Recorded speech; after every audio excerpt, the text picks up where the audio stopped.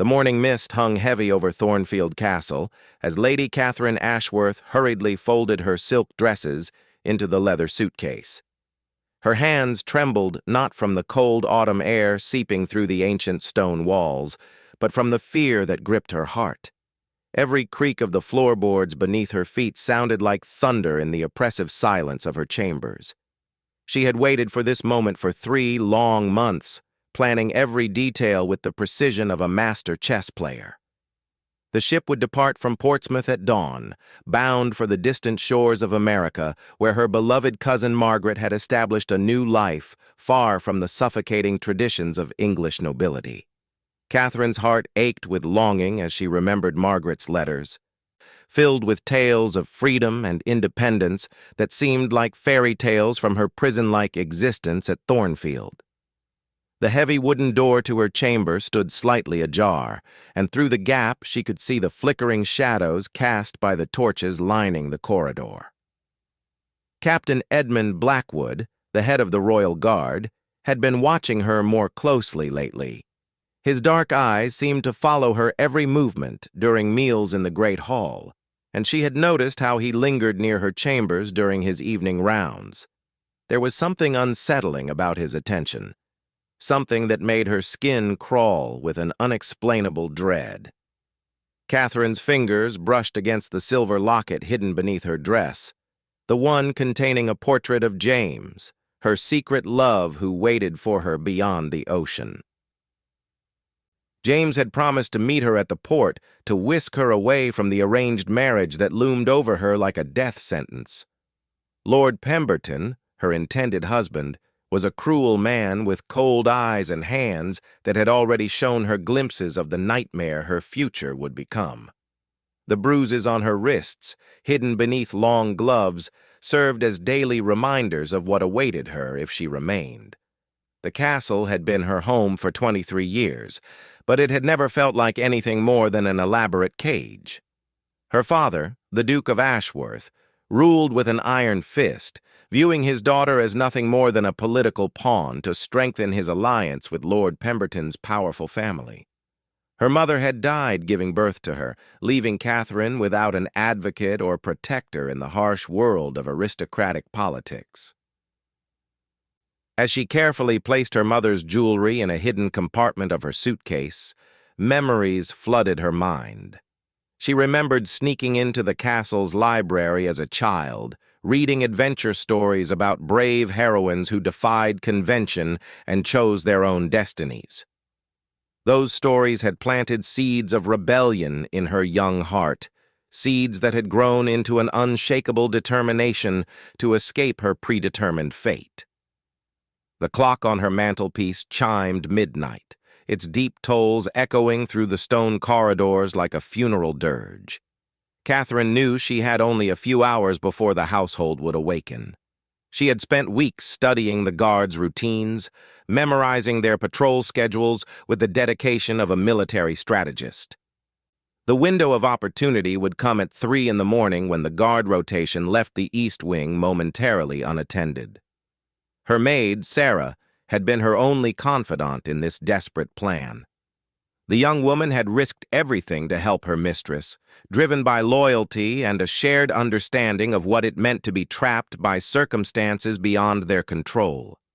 Sarah had secured a horse and arranged for it to be waiting in the woods beyond the castle walls. From there, Catherine would ride through the night to reach Portsmouth before sunrise. The suitcase clicked shut with a sound that seemed to seal her fate. Catherine stood before her mirror, studying her reflection one last time. Her auburn hair was pinned back severely, as befitted a lady of her station. But beneath her proper exterior burned the spirit of a woman desperate for freedom. Her green eyes, so much like her mother's according to the portraits hanging in the castle's gallery, held a determination that even her father's cruelty had been unable to extinguish.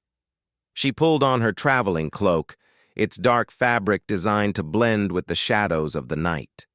The weight of what she was about to do pressed down on her shoulders like a physical burden. She was not just escaping an unwanted marriage. She was abandoning her entire world, her identity, everything she had ever known. The thought terrified and exhilarated her in equal measure. A soft knock at her door made her heart leap into her throat. For a moment she stood frozen, certain that her plan had been discovered. Then Sarah's familiar voice whispered through the wood, barely audible even in the silence. "My lady, it is time." Catherine opened the door to find Sarah dressed in simple traveling clothes, her face pale with anxiety, but resolute with purpose. The two women had grown up together, and Sarah understood better than anyone what this escape meant. She carried a small bag containing provisions for the journey and a purse filled with the gold coins Catherine had been secretly saving for months.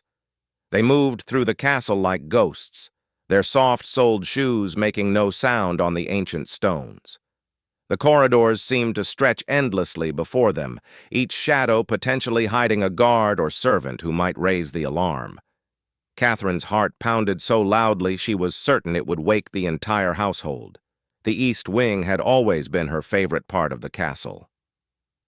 Its windows looked out over rolling hills and distant forests, representing the freedom that lay beyond Thornfield's walls. Now, as they approached the servants' staircase that would lead them to the kitchen and the door to the courtyard, those windows seemed to mock her with their view of an unreachable world. Sarah went ahead to check that the coast was clear, while Catherine waited in an alcove, clutching her suitcase with white-knuckled hands. The minutes crawled by with agonizing slowness. Every distant sound, the settling of timber, the scurrying of mice, the whisper of wind through cracks in the stone, sent jolts of terror through her already frayed nerves. When Sarah returned with an all-clear signal, they descended the narrow staircase together. The kitchen was a cavern of shadows, its great hearth cold and dark. Moonlight streamed through the high windows, creating pools of silver light on the flagstone floor. They moved carefully around the wooden tables and hanging pots, their eyes fixed on the door that led to freedom. Catherine's hand closed around the iron handle of the door when Sarah suddenly grabbed her arm. The sound of boots on stone echoed from somewhere deeper in the castle. Someone was moving through the corridors, their heavy footsteps suggesting the purposeful stride of a guard on patrol. They pressed themselves against the cold stone wall, hardly daring to breathe.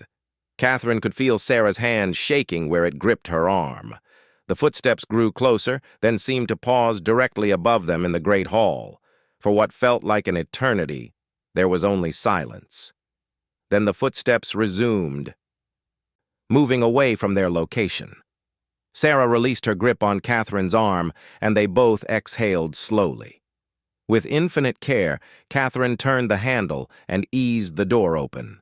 The night air rushed in, carrying with it the scent of autumn leaves and the promise of freedom. The courtyard stretched before them, bathed in moonlight that made every stone seem to glow with an ethereal light. The stable was visible across the open space, but reaching it would require crossing an area where they would be completely exposed. Catherine took a deep breath, steeling herself for what might be her final moments at Thornfield Castle. They stepped out into the night, the door closing silently behind them. The cold air bit at Catherine's cheeks, but she welcomed its sharp kiss as a reminder that she was finally taking control of her own destiny. Each step across the courtyard felt like a small victory, bringing her closer to the life she had dreamed of for so long. The stable door stood slightly ajar, just as Sarah had arranged. Inside, Catherine could see the dark shape of the horse that would carry her away from everything she had ever known. Her heart soared with the realization that her plan was actually working. In a few hours, she would be on a ship bound for America, leaving behind the arranged marriage and the father who saw her as nothing more than property to be traded. But as they approached the stable, a figure stepped out of the shadows near the castle's main gate. Captain Blackwood stood in the moonlight, his military uniform pristine despite the late hour. His hand rested casually on the hilt of his sword. and his dark eyes fixed on Catherine with an intensity that made her blood run cold. "Going somewhere, Lady Catherine?" His voice carried across the courtyard with the authority of a man accustomed to being obeyed without question. The game of cat and mouse that had been playing out for weeks was finally coming to its conclusion, and Catherine realized with growing horror that she had been the mouse all along. Sarah stepped protectively in front of her mistress, but Catherine knew that the young woman would be powerless against the captain of the Royal Guard. Her dreams of freedom crumbled around her as Blackwood began walking toward them with measured, deliberate steps. "I know about your correspondence with your cousin Margaret," he continued, his voice carrying easily in the still night air. "And I know about the young man who waits for you in Portsmouth. Did you really think you could plan your escape without my knowledge?" Catherine's hand tightened around her suitcase handle. She thought of James waiting for her at the port, of the ship that would sail with or without her, of the life of freedom that was slipping away with each word Blackwood spoke. The weight of her failure settled over her like a suffocating blanket. "Captain," she said, forcing her voice to remain steady despite the terror that threatened to overwhelm her, "I am merely taking a morning ride. Surely there is no crime in that." Blackwood's laugh was cold and humorless. "At 3 in the morning, with a suitcase packed for a long journey? I may be many things, Lady Catherine, but I am not a fool." He stopped just a few feet away from them, close enough that Catherine could see the predatory gleam in his eyes. The captain's presence filled the courtyard with menace. Catherine had always known there was something dangerous about Edmund Blackwood, something that went beyond his official duties as head of the Royal Guard. He was a man who took pleasure in control, in the power he held over others. The way he looked at her made her skin crawl with revulsion. "Your father has been most concerned about your recent behavior," Blackwood continued, circling them slowly, like a wolf stalking its prey. "He asked me to keep a special watch over you, to ensure that you do not do anything unwise." Catherine felt the last of her hope drain away. Her father had suspected her plans all along, had set Blackwood to watch and wait for her to make her move. The realization that her every action had been monitored, that her desperate bid for freedom had been nothing more than an elaborate trap, left her feeling hollow and defeated. "What do you intend to do?" she asked, though she already dreaded the answer. Blackwood's smile was cold and calculating. "First, you will accompany me back to your chambers. Then, we will examine the contents of that suitcase to see exactly what you plan to take with you on your little adventure." The thought of Blackwood's hands touching her personal belongings, of him discovering the letters from James and the keepsakes from her mother, made Catherine feel physically ill. But she could see no way out of the situation. The captain had clearly been planning for this moment just as carefully as she had been planning her escape. As Blackwood stepped closer, his intention clear, Catherine made a desperate decision. She dropped her suitcase and ran toward the stable, hoping against hope that she could reach the horse before he could stop her. Behind her, she heard Sarah cry out in alarm, and the sound of Blackwood's boots pounding against the cobblestones as he gave chase.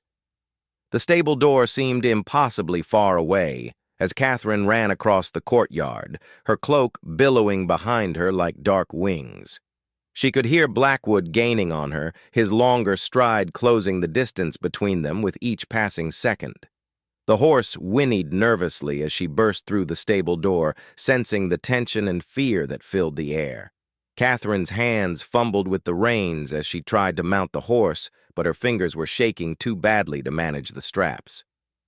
Behind her, she could hear Blackwood entering the stable, his breathing slightly labored from the chase, but his voice still carrying its characteristic tone of absolute authority. "Enough of these games, Lady Catherine. You will come with me now, and we will return to the castle like civilized people." She turned to face him, her back pressed against the horse's warm flank. In the dim light of the stable, Blackwood's face was harsh and unforgiving. This was a man who had never been denied anything he wanted, and Catherine could see in his eyes that he had no intention of allowing her to be the first. "Please," she whispered, hating herself for the pleading tone in her voice but unable to stop herself. "Let me go. I promise I will never return, never cause trouble for my father or anyone else. Just let me disappear." Blackwood stepped closer, and Catherine could smell the scent of leather and steel that clung to his uniform. When he spoke, his voice was soft but filled with menace. "I'm afraid that is not an option, my lady. Your father has plans for you, and I have my own interests to consider." The implication in his words made Catherine's blood run cold. She had always sensed that Blackwood's attention went beyond mere duty, that there was something personal and possessive in the way he watched her. Now, alone in the stable with escape impossible, she began to understand the true scope of the trap she had walked into. Blackwood reached out to take her arm, and Catherine pulled away instinctively. The horse beside her stamped nervously, sensing the tension between the two humans.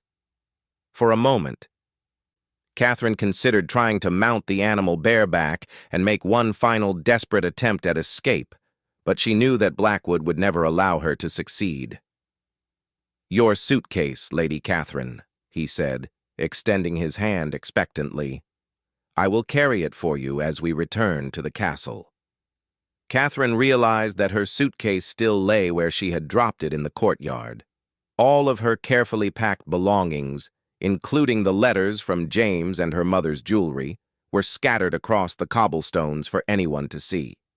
The thought of Blackwood examining each item, reading her private correspondence, and handling her most precious possessions made her feel sick with humiliation and rage.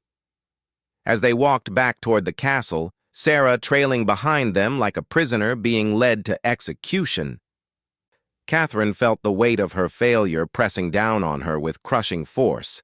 The ship to America would sail without her, James would wait in vain for her arrival, and she would be trapped forever in a life she had tried so desperately to escape. But even as despair threatened to overwhelm her, a small flame of defiance continued to burn in Catherine's heart. This battle might be lost, but the war for her freedom was far from over. Somehow, some way, she would find another path to the life she had dreamed of. Blackwood might have won this night, but Catherine Ashworth was not a woman who surrendered easily.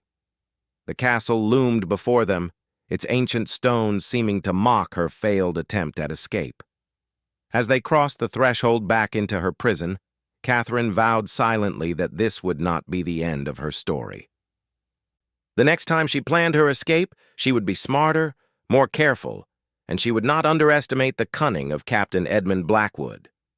The heavy door closed behind them with the finality of a tomb sealing shut, but Catherine's spirit remained unbroken. Her journey to freedom had been delayed, but not destroyed. In the darkness of defeat, she began planning her next move in the dangerous game of cat and mouse that would determine the rest of her life. The great hall of Thornfield Castle had never felt more intimidating than it did in the pre-dawn darkness. Catherine stood before her father's massive oak desk, her hands clasped tightly in front of her to hide their trembling. The Duke of Ashworth sat behind his desk like a judge presiding over a trial, his steel-gray eyes boring into her with a mixture of disappointment and cold fury that made her feel like a child again. Captain Blackwood stood to one side, her confiscated suitcase at his feet like evidence in a criminal proceeding. The leather case that had once represented hope and freedom now seemed to mock her with its very presence. Sarah had been dismissed to the servants' quarters, but not before Catherine saw the terror in the young woman's eyes. She knew that her loyal maid would face severe punishment for her role in the escape attempt, and the guilt weighed heavily on her conscience. The Duke rose slowly from his chair, his imposing frame casting a long shadow in the flickering candlelight. Augustus Ashworth was a man who commanded respect through fear rather than love, and even his own daughter had never been immune to the force of his displeasure. His dark hair, streaked with silver at the temples, was perfectly styled despite the early hour, and his formal attire suggested that he had been expecting this confrontation. 23 years, he began, his voice carrying the weight of absolute authority. I have provided for you, protected you, given you every luxury that your station demands. And this is how you repay my generosity? By attempting to flee in the night like a common criminal? Catherine forced herself to meet his gaze, drawing on the same courage that had driven her escape attempt. Father, I cannot marry Lord Pemberton. You have seen how he treats me, how he looks at me. I would rather die than spend my life as his property. The Duke's face darkened with rage. Property? You speak of property? He moved around the desk with surprising speed for a man of his size, stopping just inches from where she stood. Everything you are, everything you have, exists because of the name you bear. The Ashworth legacy stretches back centuries, and you are merely one link in an unbroken chain. Your duty is to strengthen that chain, not to break it for your own selfish desires. The smell of tobacco and brandy clung to her father's clothes, remnants of his evening spent in his study planning her future with the same cold calculation he applied to his business dealings. Catherine had often wondered if he had ever felt genuine affection for anyone, or if every relationship in his life was simply another transaction to be managed for maximum benefit.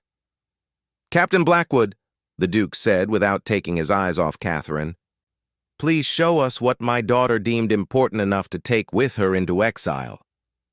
Blackwood knelt beside the suitcase and opened it with theatrical precision. Catherine's heart sank as he began removing her belongings piece by piece, handling each item as if it were evidence of her guilt. Her silk dresses, carefully folded that morning with such hope, now looked foolish and naive in the harsh reality of her capture. The captain held up a small wooden box that contained her mother's jewelry, opening it to reveal the delicate pearl necklace that had been Catherine's most treasured possession. Family heirlooms, Blackwood announced, his voice carrying a note of satisfaction. Items that belong to the Ashworth estate, not to any individual member of the family. Catherine felt tears sting her eyes as she watched him handle her mother's things with casual indifference. Those pieces of jewelry were her only tangible connection to the woman she had never known, the mother who had died bringing her into a world that had shown her little kindness. The thought of losing them felt like losing her mother all over again. And what is this? Blackwood continued, pulling out a bundle of letters tied with a blue ribbon. Catherine's stomach dropped as she recognized James's handwriting on the cream-colored paper. Those letters contained their deepest secrets, their plans for the future, and words of love that had sustained her through the darkest moments of her engagement to Lord Pemberton. The Duke snatched the letters from Blackwood's hands, his face growing darker as he examined the sender's name. James Morrison, he read aloud, his voice dripping with contempt. The son of a Boston merchant, a man with no title, no land, no breeding of any consequence. This is the fool who has filled your head with romantic nonsense? Catherine lifted her chin defiantly, finding strength in her love for James even in this moment of defeat. He is a good man, father, kind and gentle and honest, everything that Lord Pemberton is not. Her father's laugh was harsh and bitter. Kind, gentle, honest? What use are such qualities in a world that devours the weak? Lord Pemberton may not possess these virtues you prize so highly, but he has power, influence, and the strength to protect what is his. Your precious James Morrison would be crushed like an insect if he tried to compete in our world. The Duke moved to the fireplace and held the letters over the flames. Catherine started forward instinctively, but Blackwood caught her arm in a grip that would leave bruises.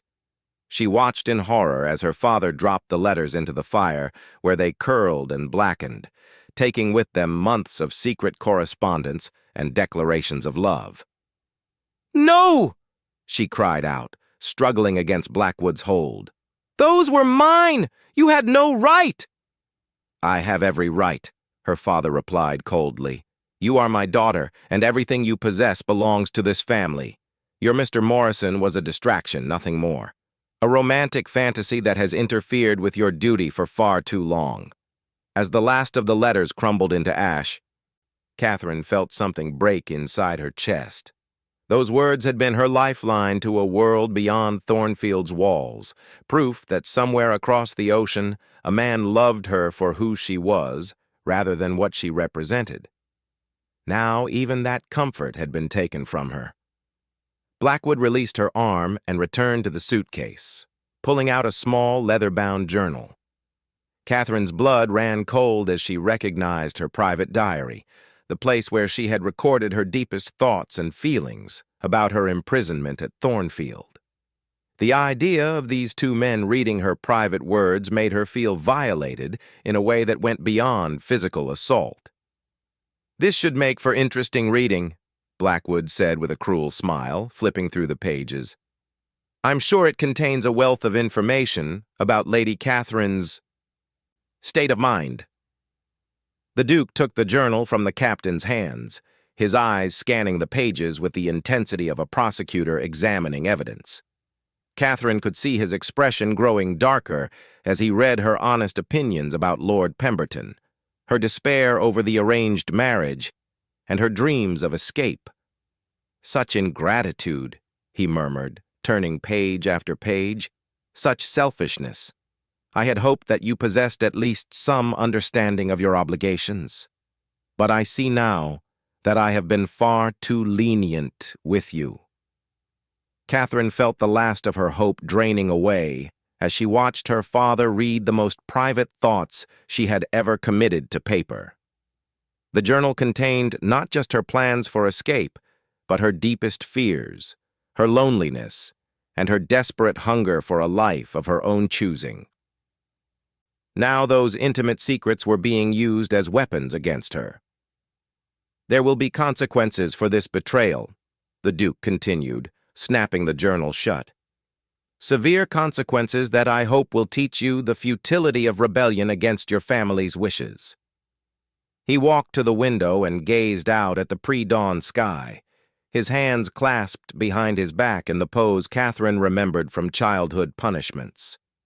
When he spoke again, his voice carried the finality of a judge pronouncing sentence. "Your wedding to Lord Pemberton will take place in 1 month, not 3 as originally planned. There will be no further delays, no more opportunities for you to indulge in foolish fantasies.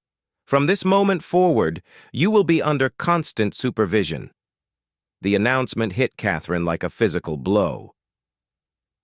3 months had seemed impossibly short, but 1 month felt like a death sentence.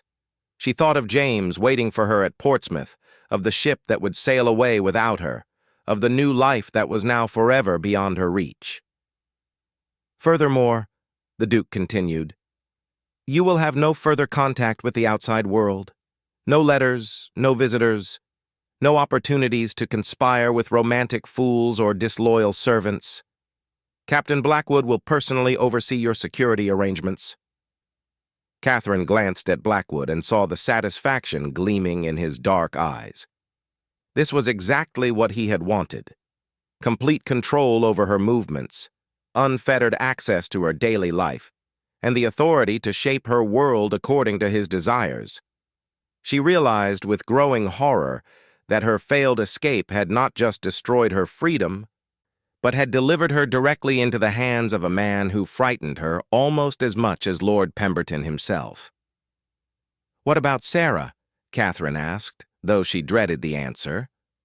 "She was only trying to help me. Please don't punish her for my mistakes." The Duke's smile was cold and predatory. "Your maid has already been dismissed from service. She left the castle an hour ago with nothing but the clothes on her back." I trust that will serve as an example to any other servants who might consider assisting you in future acts of rebellion." Catherine felt as if she had been struck. Sarah had been her closest friend, her only ally in a house full of enemies. The thought of the young woman cast out into the world without references or resources, all because she had tried to help her mistress find happiness, filled Catherine with a crushing sense of guilt and responsibility. "You're destroying innocent lives to maintain your control," she said, her voice breaking with emotion. "Sarah never did anything wrong except show me kindness." "Kindness?" The Duke turned from the window to face her, his expression colder than she had ever seen it. "Kindness is a luxury that servants cannot afford when it conflicts with loyalty.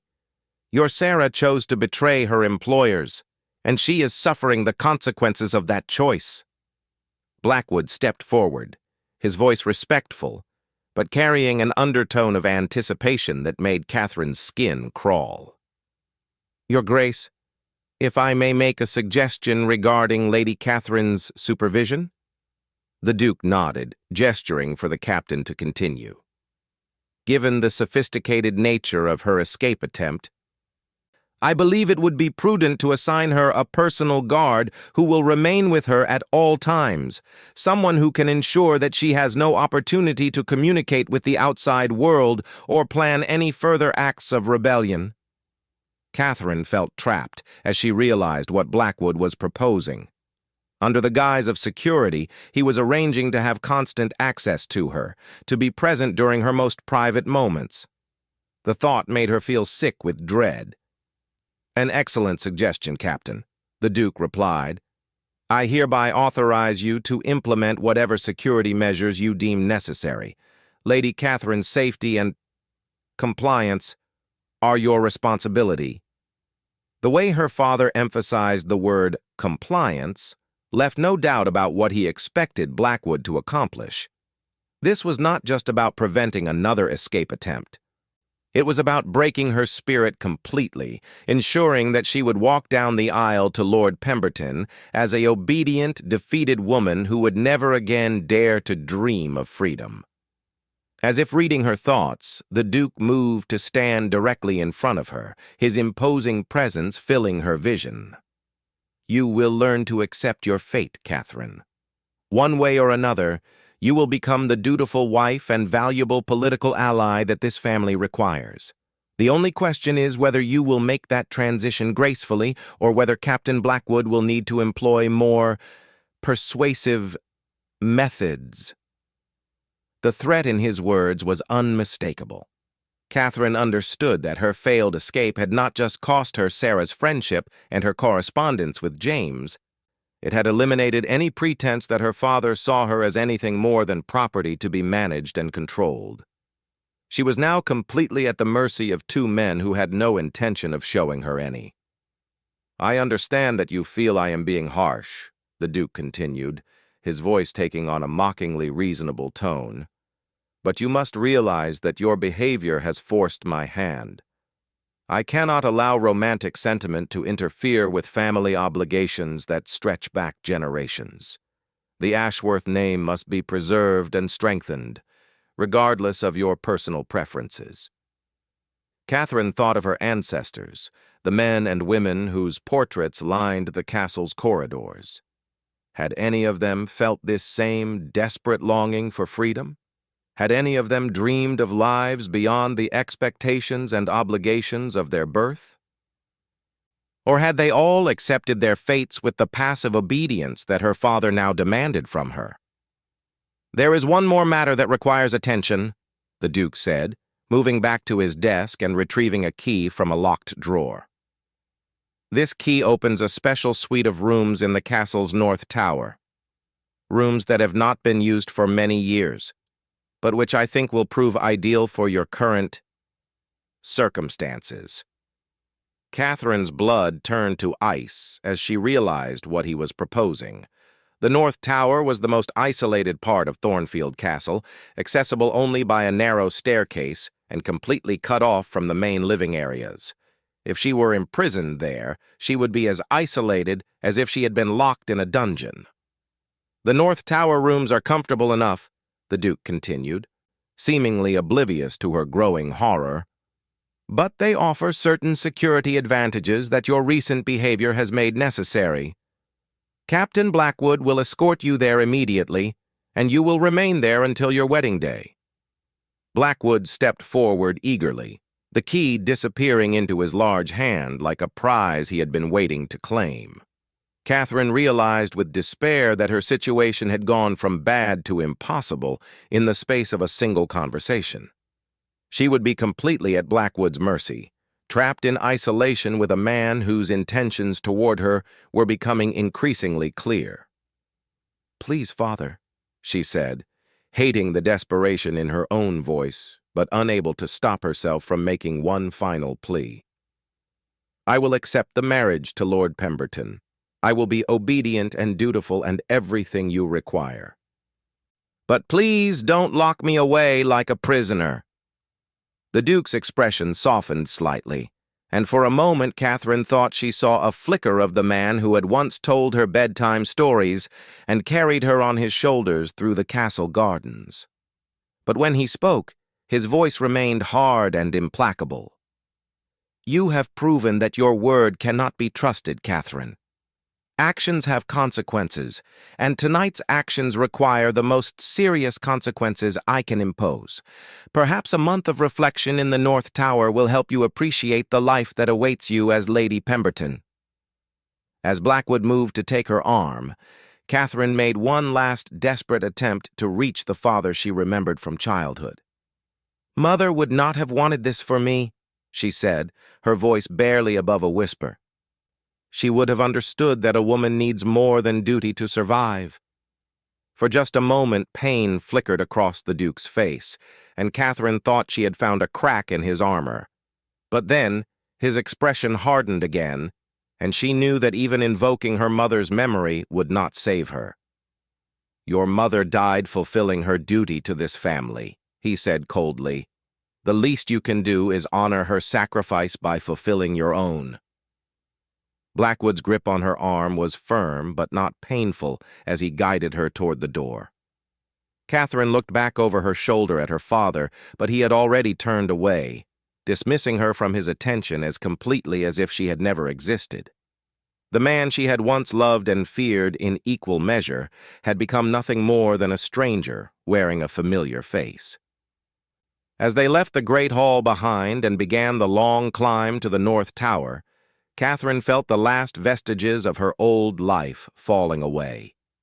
The daughter of the Duke of Ashworth was dead, and in her place stood a prisoner whose only crime had been daring to dream of freedom. But even as despair threatened to overwhelm her, a small flame of defiance continued to burn in her heart. She had lost this battle, but she was not ready to surrender the war.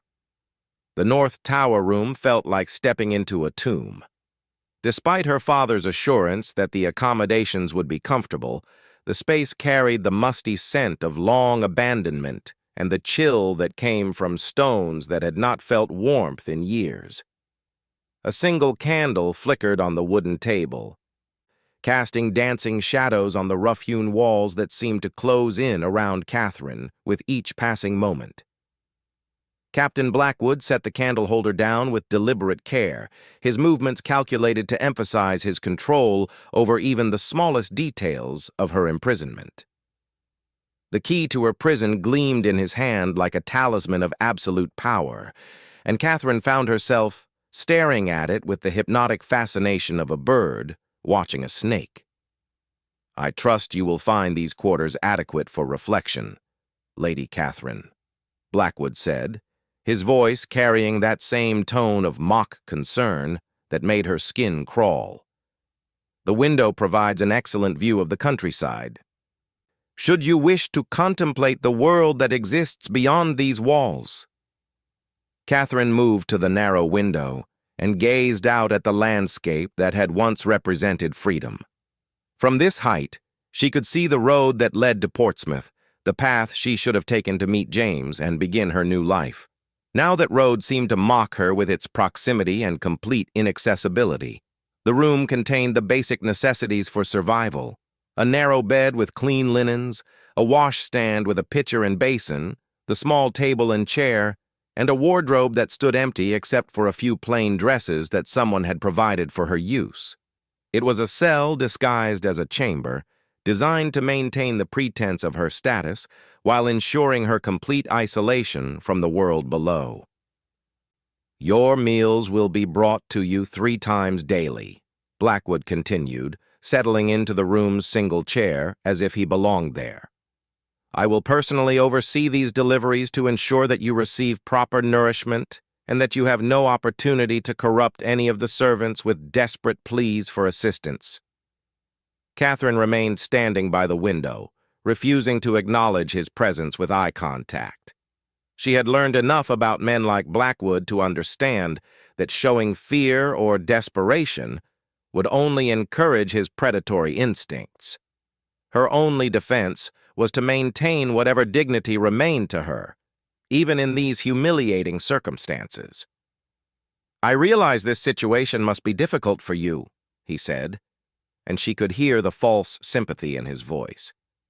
"A young woman of your spirited nature must find confinement particularly challenging. Perhaps we can find ways to make your stay more pleasant." The suggestion in his words made Catherine's stomach turn with revulsion. She finally turned to face him, letting all of her contempt show in her expression. "I would rather spend the next month in complete isolation than endure your company for even another moment." Blackwood's smile was cold and predatory. "I'm afraid that choice is no longer yours to make. Your father has placed you under my protection, and I take my responsibilities very seriously. You will find that I can be a most attentive guardian."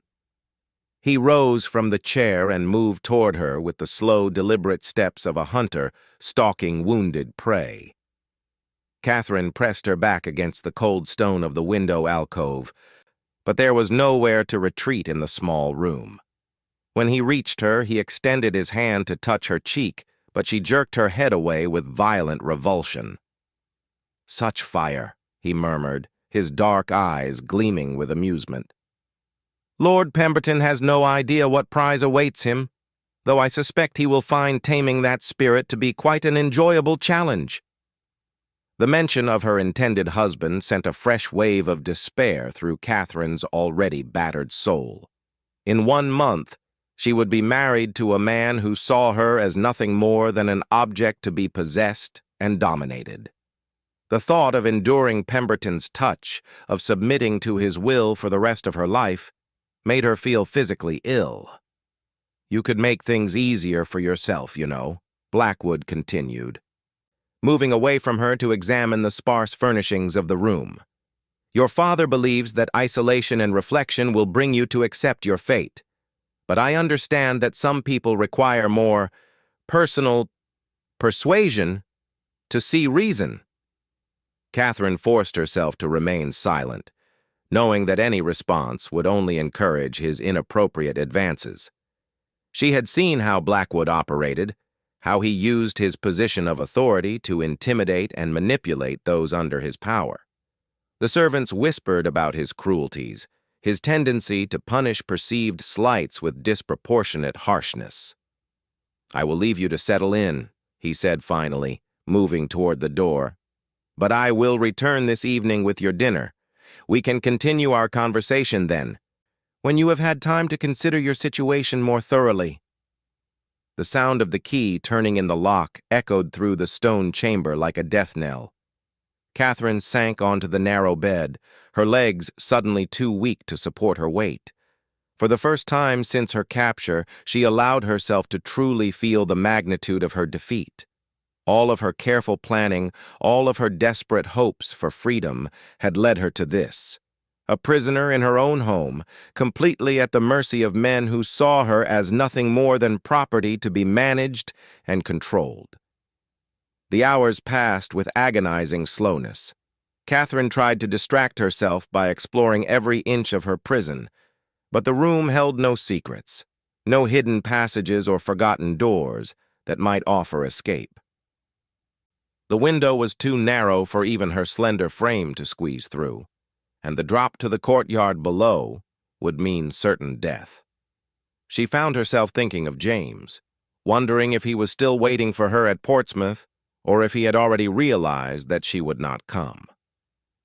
The thought of his disappointment, his fear for her safety, added another layer of anguish to her already overwhelming despair. He would probably assume that she had changed her mind, that she had chosen duty over love at the last moment. When the afternoon light began to fade, Catherine heard footsteps on the stairs leading to her tower prison. Her heart pounded with dread as she recognized the measured cadence of Blackwood's approach. The key turned in the lock, and the captain entered carrying a tray of food that he set on the small table with exaggerated care. "I thought you might be hungry," he said, his voice carrying that same false solicitude that made her skin crawl. "Cook has prepared your favorite lamb stew, though I suspect your appetite may be somewhat diminished by your current circumstances." Catherine remained seated on the bed, refusing to acknowledge either his presence or the food he had brought. The smell of the stew reminded her of happier times when she had dined in the great hall, surrounded by the familiar rituals of aristocratic life. Now, even that simple pleasure had been transformed into another tool of her imprisonment. "You know," Blackwood said, settling into the chair and making himself comfortable, "this defiant silence is quite charming, but it serves no practical purpose. You and I are going to be spending a great deal of time together over the next month. We might as well find ways to make that time pleasant for both of us." He leaned back in his chair, studying her with the intensity of a collector examining a particularly valuable acquisition. Catherine could feel his gaze like a physical touch, and she pulled her shawl tighter around her shoulders in an instinctive gesture of protection. "Your father has shared some interesting details about your escape attempt," he continued, his voice taking on a conversational tone that made his words even more threatening. "The sophistication of your planning was quite impressive. Multiple contingencies, careful timing, even a backup route in case the primary plan failed. You have a strategic mind, Lady Catherine. It's a pity to see such intelligence wasted on hopeless causes." Catherine finally looked at him directly, her green eyes blazing with undimmed defiance. "Nothing about my desire for freedom is hopeless, Captain. You may have captured me for now, but you will never break my spirit." Blackwood's laughter was genuinely amused. "Such magnificent arrogance. I do so admire a woman with backbone." He leaned forward, his elbows resting on his knees as he studied her face. "But you seem to misunderstand your situation completely. This is not a temporary setback in your quest for independence. This is the end of that quest. Forever." The finality in his voice sent a chill through Catherine's already cold bones. She had been telling herself that this imprisonment was just another obstacle to overcome, another challenge to face with courage and determination. But listening to Blackwood speak with such absolute certainty, she began to understand that her situation was far more desperate than she had allowed herself to believe. "In 1 month, you will marry Lord Pemberton," he continued relentlessly. "You will become his property in every sense of the word, subject to his will in all things. And Lord Pemberton, as I'm sure you've observed, is not a man inclined toward mercy or gentleness with his possessions." Catherine thought of Pemberton's cold eyes, his cruel smile, the casual way he had grabbed her wrist during their last meeting and twisted it until she gasped with pain. The bruises had faded, but the memory of his casual cruelty remained vivid in her mind. The thought of submitting to such a man for the rest of her life made her feel as if she were suffocating. "However," Blackwood said, his voice dropping to a more intimate tone, "there are ways to make even the most unpleasant situations more bearable. A woman of intelligence and beauty like yourself has certain advantages that could be employed to improve her circumstances." The implication in his words was unmistakable, and Catherine felt bile rise in her throat. If you think I would ever willingly submit to your advances, you are even more deluded than I thought. Blackwood's smile was patient and predatory. Willingly. My dear Lady Catherine, you seem to misunderstand the nature of your situation. You are completely alone here, cut off from any help or rescue. Who would know what transpired between us during these long nights in the tower? Who would believe your word against mine? The threat hung in the air between them like a poisonous cloud. Catherine realized with growing horror that Blackwood had orchestrated this entire situation not just to prevent her escape, but to place her completely under his power. Her father's punishment had delivered her directly into the hands of a predator who had been waiting patiently for exactly this opportunity. "My father would never allow—" she began, but Blackwood cut her off with a dismissive gesture. "Your father cares nothing for your welfare beyond your value as a political pawn," he said bluntly. "As long as you arrive at your wedding intact enough to satisfy Lord Pemberton, he will ask no questions about how your time in the tower was spent." And Pemberton himself, well, he is hardly a man to concern himself with his bride's previous experiences, as long as her bloodline remains pure. Catherine felt the walls of her prison closing in around her with crushing force. Every avenue of escape, every potential source of help, had been systematically eliminated. Even her own family saw her as nothing more than a commodity to be traded for political advantage. The realization of her complete powerlessness threatened to overwhelm her with despair, but even in her darkest moment, a spark of defiance continued to burn in Catherine's heart. She had inherited more than just her mother's green eyes and auburn hair. She had inherited the same strength of will that had enabled Elizabeth Ashworth to survive years of marriage to Augustus before finally succumbing to the rigors of childbirth. That strength had carried Catherine through 23 years of preparation for this moment, and she would not surrender it now. "You may do what you will to my body," she said, her voice steady despite the terror that threatened to consume her. "But you will never touch my soul. I will carry the memory of real love and genuine kindness with me to my grave, and no amount of cruelty from you or Pemberton will ever be able to take that away from me." For just a moment, something flickered in Blackwood's dark eyes. Surprise, perhaps, or even grudging respect. But then his predatory smile returned, and Catherine knew that her words had only made her more interesting to him, not less dangerous. "We shall see about that, Lady Catherine," he said softly. "We have an entire month ahead of us to explore the limits of your determination." He rose from his chair and moved toward the door, but paused with his hand on the key. "I suggest you eat your dinner while it's still warm. You'll need your strength for the challenges ahead." The lock clicked shut behind him, and Catherine was alone again, with her despair and the growing certainty that her situation was far worse than she had imagined.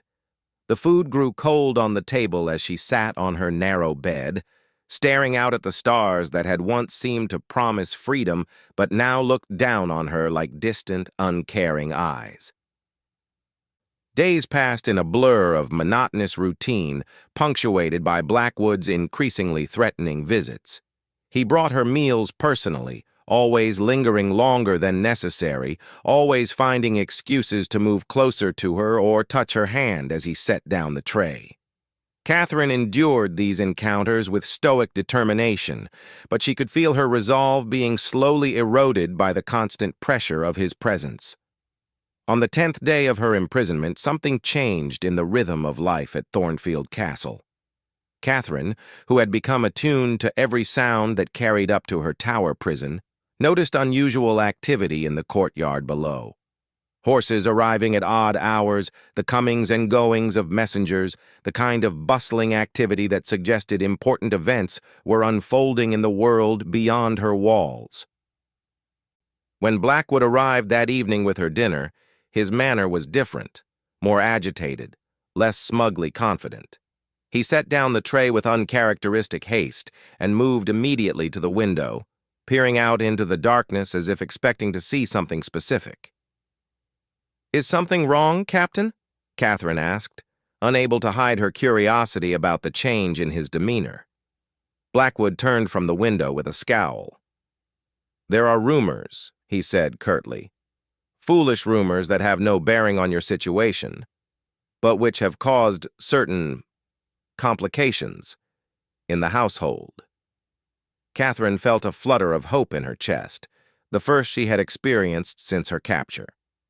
"What kind of rumors?"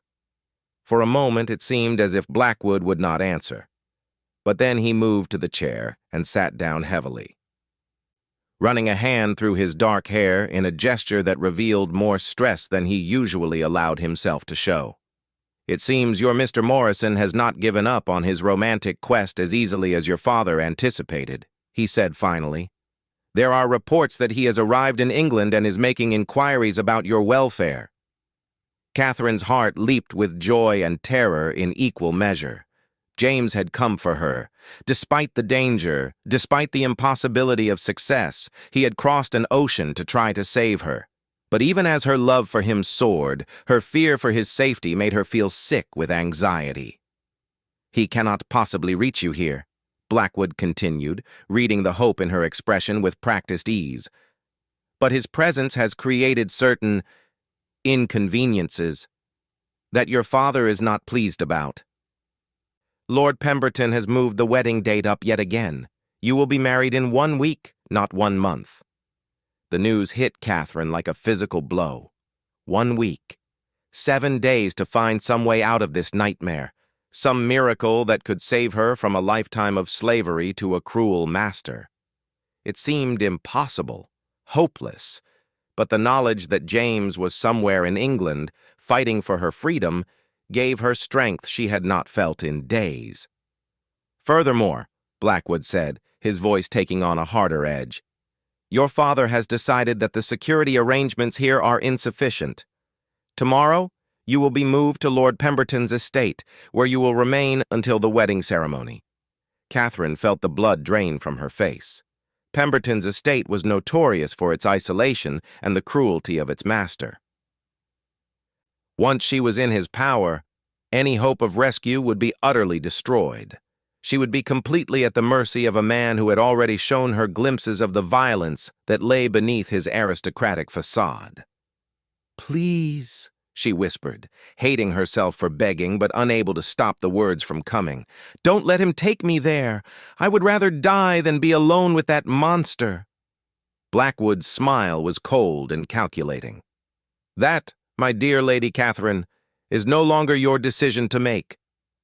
But even as despair threatened to overwhelm her once again, Catherine clung to the knowledge that James had not abandoned her. Somewhere out in the night, the man she loved was fighting to reach her, and that thought gave her the strength to endure whatever horrors lay ahead. Her rescue might be impossible, her situation might be hopeless, but she was no longer completely alone in the world. As Blackwood left her alone with her fears and her flickering hope, Catherine moved to the window and gazed out into the darkness. If James was truly in England, if he was really trying to save her, then perhaps her story was not over yet.